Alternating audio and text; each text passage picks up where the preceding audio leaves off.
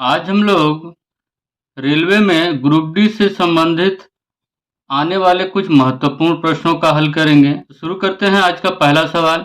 आज का पहला सवाल दिया हुआ है, किसी छात्र ने एक संख्या को 1/2 से भाग देने के बजाय 1/2 से गुना कर दिया, तो प्राप्त परिणाम मूल परिणाम से 18 कम आता है। संख्या बताएं। देखिए, किसी छात्र को बोला गया था 1/2 से भाग देने, लेकिन उसने क्या कर दिया, 1/2 से गुना कर दिया। तो इस गुना करने के का 18 कम आ गया। तो संख्या आपको बताना है।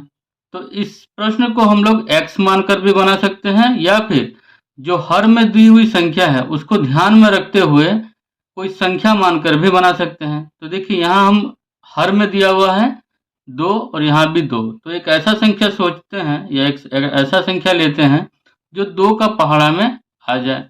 तो मान लेते हैं जो संख्या है वो है हम लोगों का 2।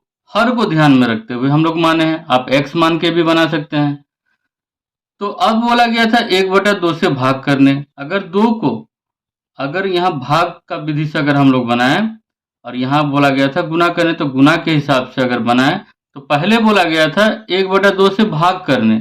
तो अगर हम इस संख्या को 2 को 1/2 से भाग कर दें तो परिणाम क्या आएगा, भाग को गुना में बदलेंगे तो ये ऊपर हो जाएगा 2/1, 2 दूनी 4, ये आना चाहिए था, लेकिन उसने क्या कर दिया, 1/2 से गुना कर दिया। मतलब संख्या हम लोग 2 माने थे, उसको 1/2 से गुना कर दीजिए, तो 2 2 कट जाएगा, तो परिणाम यहाँ क्या आ जाएगा, 1। लेकिन प्रश्न में बोला गया है कि 18 कम आता है। जो प्राप्त परिणाम है वो मूल परिणाम से 18 कम आता है। यहाँ देखिए कितना कम आया है, 4 आना चाहिए था, 1 आया है। कितना कम आया है, दोनों का डिफरेंस 3, ये 3 कम आया है। लेकिन वास्तव में कम कितना आया है, 18। तो कहने का मतलब है कि 3 के बराबर 18।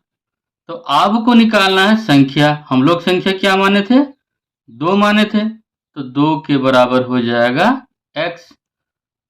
क्रॉस गुना कीजिए, तो x को 3 से गुना करेंगे 3x, यहाँ हो जाएगा आपका 2 गुना 18, 2 गुना 18, 3 से कटेगा, 3 छक 18, 2 छक 12। तो जो प्राप्त संख्या है वो है हम लोगों का 12। ये हम लोगों का हो जाएगा आंसर।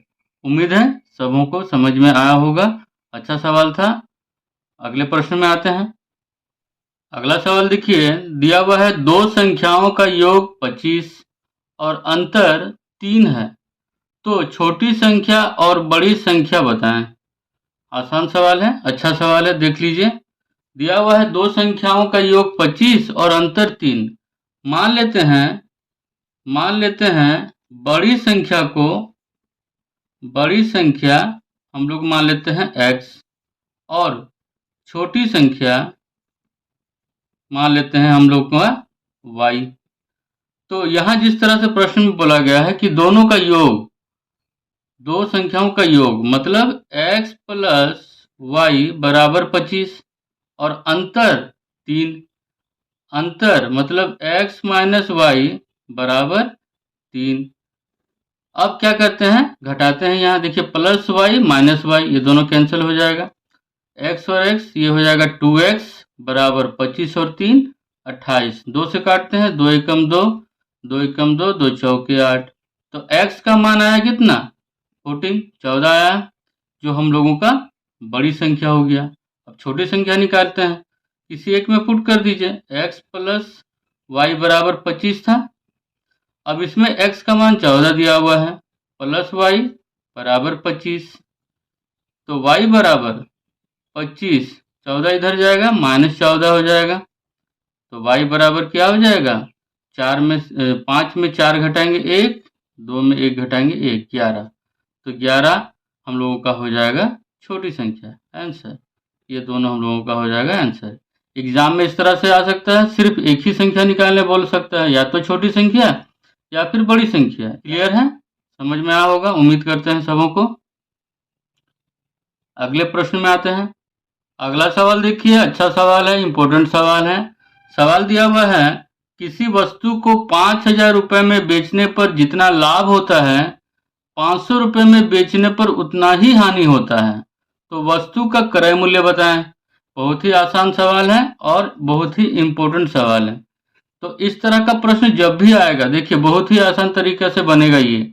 जब भी इस तरह का सवाल आएगा कि बेचने पर जितना लाभ होता है बेचने पर उतना ही हानि होता है, तो आप क्या कीजिएगा, x प्लस वाई बाई 2 कर दीजिएगा। कहने का मतलब है कि 5,000 जोड़ 500 बटा 2 कर दीजिए, तो ये आपका हो जाएगा 5,500 बटा 2।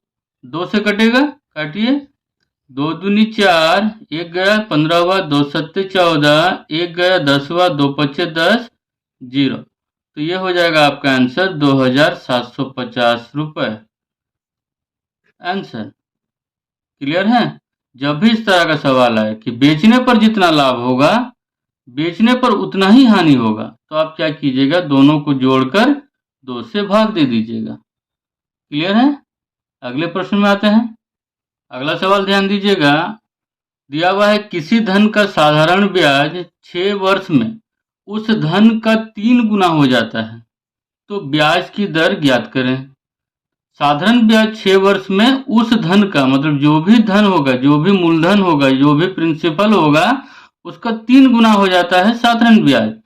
मान लेते हैं कि हम लोगों का जो धन है वो है 100, ठीक है। और देखिए समय दिया हुआ है, समय दिया हुआ है 6 वर्ष।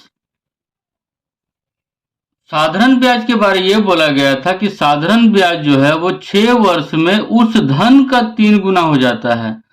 तो यहाँ साधारण ब्याज जो होगा वो साधारण ब्याज क्या होगा, साधारण ब्याज जो होगा वो मूलधन का 3 गुना, मतलब 100 का 3 गुना कितना, 300 हो जाएगा। तो अब बोला गया है ब्याज की दर ज्ञात करें। एक छोटा सा ट्रिक याद रखिएगा कि जब भी धन प्रिंसिपल जो हम लोग का 100 मानेंगे तो हम लोग का साधारण ब्याज का फॉर्मूला होगा, साधारण ब्याज का फॉर्मूला हो जाएगा दर गुना समय। कहने का मतलब है कि SI बराबर हो जाएगा R इंटू टी। कब, जब मूलधन हम लोगों का 100 होगा। तो यहाँ इसी फॉर्मूला में बनाते हैं, SI बराबर हो जाएगा R इंटू टी। SI देखिए दिया हुआ है ना, साधारण ब्याज 300 निकाले हैं, बराबर रेट इंटू टाइम देखिए कितना 6 वर्ष। तो आपको निकालना है रेट, यही काटिए, 6 कम 6, 6 पच्चे 30, 1 जीरो बैठ जाएगा।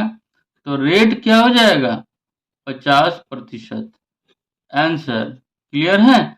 जब भी धन हम लोग का 100 मानेंगे तो साधारण ब्याज का फॉर्मूला हो जाएगा रेट इंटू टाइम, दर गुना समय। इसी फॉर्मूला में पुट कर दीजिएगा, आपका रेट निकालना रहेगा रेट आ जाएगा, दर आ जाएगा, समय निकालना रहेगा समय आ जाएगा, साधारण ब्याज निकालना रहेगा साधारण ब्याज भी आ जाएगा। क्लियर है। अगले प्रश्न में आते हैं। अगला सवाल देखिए, एक समूह में 36 छात्र हैं जिसमें लड़के तथा लड़कियां 3:1 के अनुपात में हैं। कितनी और लड़कियां इस ग्रुप में सम्मिलित की जाएं जिससे लड़के तथा लड़कियों का अनुपात 9:5 हो जाए। ध्यान दीजिएगा 36 छात्र हैं और इनका अनुपात दिया है लड़के और लड़कियों का 3:1। चलिए पहले लड़के और लड़कियों की संख्या हम लोग निकालते हैं। देखिए लड़के और लड़कियों की संख्या का अनुपात है 3 और 1 का। अगर हम इस दोनों को जोड़ देंगे तो 4 के बराबर हो जाएगा 36, 4 के बराबर हो जाएगा 36।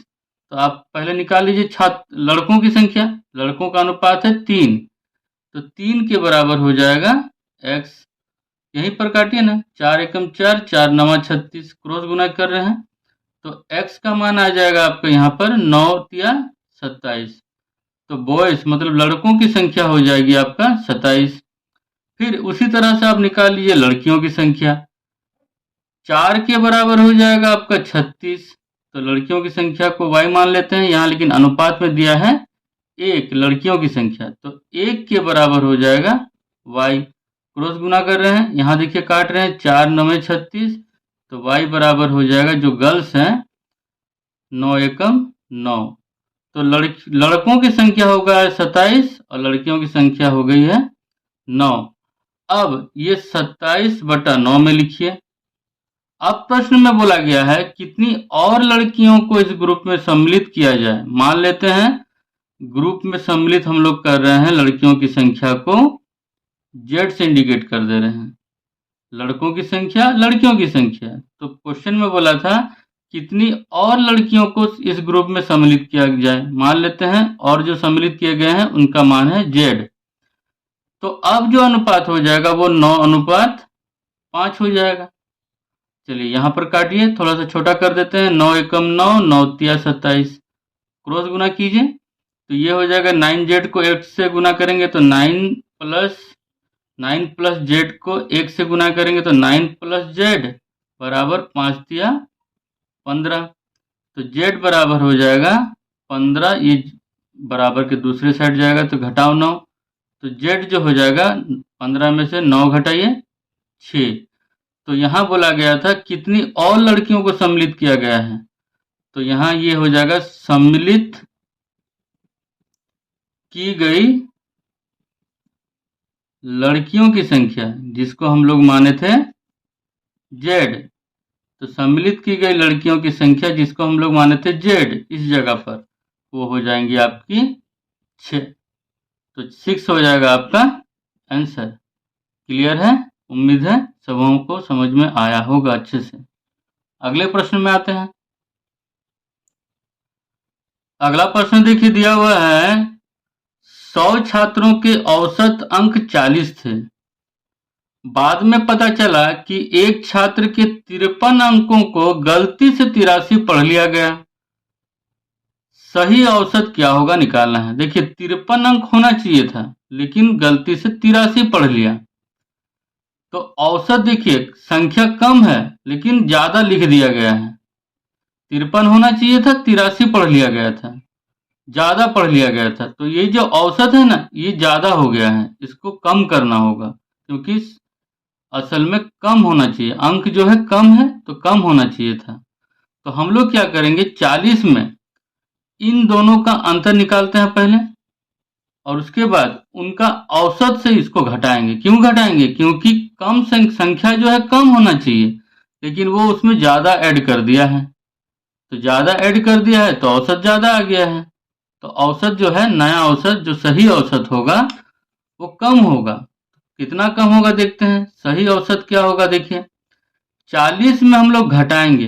किसको घटाएंगे? पहले तो इन दोनों का अंतर आप निकाल लीजिए। इन दोनों का अंतर कितना होगा? 83 में 53 घटाइए तो अंतर हो जाएगा ये आपका 30 होगा। तो ये जो संख्या है इसी का ही औसत निकालिए। तो औसत निकालने के लिए क्या करते हैं छात्रों की संख्या से भाग देते हैं। तो छात्रों की संख्या कितनी है 100। तो 100 से यहाँ पर भाग दे दीजिए, 0 0 कैंसिल हो जाएगा। तो ये हो जाएगा आपका 40 घटा एक संख्या पीछे दशमलव 0.3। तो यहाँ देखिए 40 से आपको घटाना है 0.3 को। 10 में 3 घटाएंगे 7, यहाँ 9 बचेगा, 9 में 0 घटाएंगे 9, ये 3। तो यहाँ जो सही औसत होगा वो 39.7 होगा। ठीक है, यही हो जाएगा हम लोगों का सही औसत। ध्यान दीजिएगा कम से ज्यादा हो गया, कम होना चाहिए था ज्यादा हो गया, घटाएंगे। ज्यादा से कम होता तो यहाँ जोड़ देते हैं। उम्मीद है सबों को समझ में आया होगा। अगले प्रश्न में आते हैं। अगला सवाल देखिए 3/4, 6/7, 8/9 का लघुत्तम समापवर्तीय मतलब एलसीएम क्या होगा निकालना है। तो जब भी बट्टा वाला संख्या दिया रहे और आपको एलसीएम या एचसीएफ निकालना बोला जाए तो यहाँ ध्यान दीजिए अगर एलसीएम बोला जाए तो अंश का एलसीएम निकालिएगा और हर का एचसीएफ निकालिएगा, महत्तम समापवर्तक। और अगर यहाँ एचसीएफ बोला जाए महत्तम समापवर्तक बोला जाए तो अंश का महत्तम समापवर्तक निकालिएगा और हर का लघुत्तम समापवर्तक निकालना होगा। तो यहाँ पर बोला गया है एलसीएम निकालने। तो एलसीएम निकलेगा क्या? आपको अंश का या लिखिए अंशों का एलसीएम निकालना होगा लघुत्तम समापवर्तीय और हरों का जितना भी संख्या है इसका हरों का HCF निकालना होगा। क्लियर है? तो एलसीएम निकालिए। एलसीएम निकालने का सबसे आसान तरीका, इन तीनों का एलसीएम निकालेंगे। एक ऐसा संख्या सोचिए जो इन तीनों का पहाड़ा में आए। तो देखिए यहाँ पर ध्यान देंगे तो 24 एक ऐसा संख्या है जो 3 का पहाड़ा में भी आएगा, 6 का पहाड़ा में भी आएगा और 8 का पहाड़ा में भी आएगा। तो यहाँ हो जाएगा ऊपर में आपका 24, या फिर आप इसको इस तरह से निकाल सकते हैं 3, 6, 8, 2 से भाग दीजिए, 2 तिया 6, 2 चौके 8, फिर 2 से भाग दीजिए, 2 दूनी 4, 3 से भाग दीजिए, 3 एकम 3, 3 एकम 3, 2 उतर जाएगा। तो इन सबको गुना करेंगे, एलसीएम हो जाएगा आपका 2 गुना 2 गुना 3 गुना 1 गुना 1 गुना 2। तो ये हो जाएगा 2 दूनी 4, 4 या 12, 12 दूनी 24। तो वही 24 हम लोग यहाँ लिखे हैं। अब हरों का एचसीएफ निकालिए। हरों का एचसीएफ कैसे निकलेगा? हरों का महत्तम समावर्तक, इन तीनों में जो संख्या कॉमन होगा, देखिए निकालते हैं। चलिए, ये 4 को तोड़ेंगे तो ये हो जाएगा 1 गुना 2 गुना 2 हो जाएगा।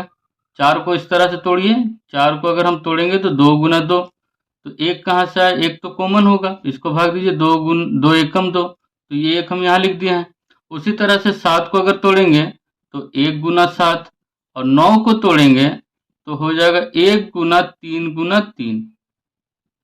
तो जो संख्या तीनों में कॉमन हो वही हम लोगों का होता है एचसीएफ। तो देखिए तीनों में कॉमन जो है वो हम लोगों का 1 है, इसीलिए 1 हो जाएगा यहाँ का एचसीएफ। तो ये हो जाएगा आपका 24, जो हम लोगों का कहलाएगा आंसर। क्लियर है? जब भी प्रश्न में अगर एचसीएफ निकालने बोला जाए, महत्तम समापवर्तक, तो आप क्या कीजिएगा, अंश में एचसीएफ निकालिएगा और हर में एलसीएम निकालिएगा। ठीक है? जब भी एचसीएफ निकालने बोला जाए इस तरह का बट्टा वाला सवाल में, तो आप अंश का एचसीएफ निकालिएगा और हर का एलसीएम निकालिएगा। जो निकालने बोला जाए अंश का पहले वही निकालिएगा, हर का एचसीएफ या एलसीएम निकालिए। यहाँ एलसीएम बोला गया था, इसीलिए हम लोग अंश का एलसीएम निकालें और हर का एचसीएफ निकालें। अगर एचसीएफ बोला जाता तो अंश का एचसीएफ निकालते और हर का एलसीएम निकालते हैं। क्लियर है? उम्मीद है सबों को समझ में आया होगा। अगर हमारे वीडियो आपको पसंद आते हैं तो कृपया हमारे चैनल को सब्सक्राइब कीजिए, शेयर कीजिए।